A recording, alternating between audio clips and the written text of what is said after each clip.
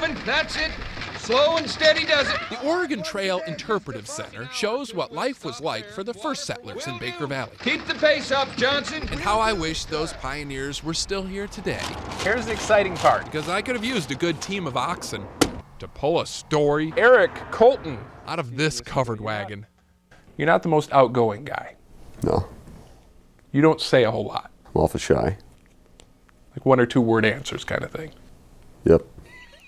Chatty Cowboy here Am I supposed to look right into that thing? No. Oh, lives on a 4,000-acre ranch with his equally camera-shy wife, Darcy, their daughter, Shelby, and their son, Talon, who they swear was not adopted. Eric and Darcy met in school, and true to form, You realize how strange this is going to sound to most people? I know. he proposed I guess it would. on the phone. What about a ring? What'd you do with the ring? so You what? I sent it in the mail, Uninsured. but she got it. Yeah, she got it all right. The letter folded in the box said, "Howdy." He starts every letter, "Howdy. How's my fiance?" I should probably explain. Eric isn't that shy. He was just never around here. After high school, he joined the Marines, lived in California, Japan for a while, came home briefly to get married. Yes, he did see her for that.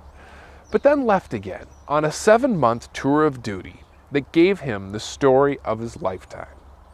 But I think probably every day. Sometime a day I think about it. Eric fought in the Gulf War and was one of the first ones in to liberate Kuwait.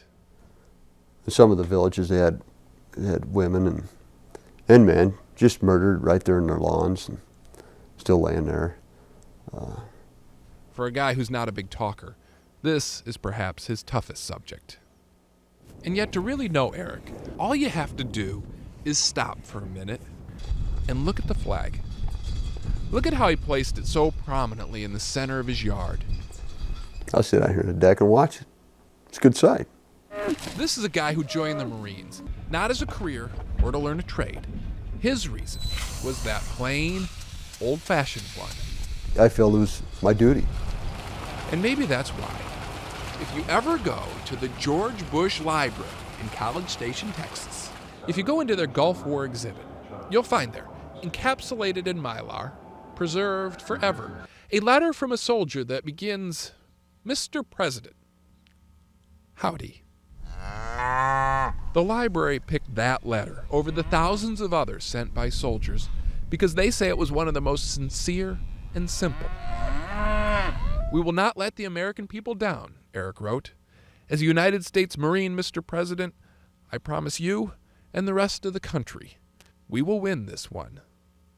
I've never been a big believer in you had to talk to get across to somebody. It's what you do for them, or certain things you do. It's just as good as words. And that's how even a quiet man can speak for a nation. Steve Hartman, CBS News, Baker County, Oregon.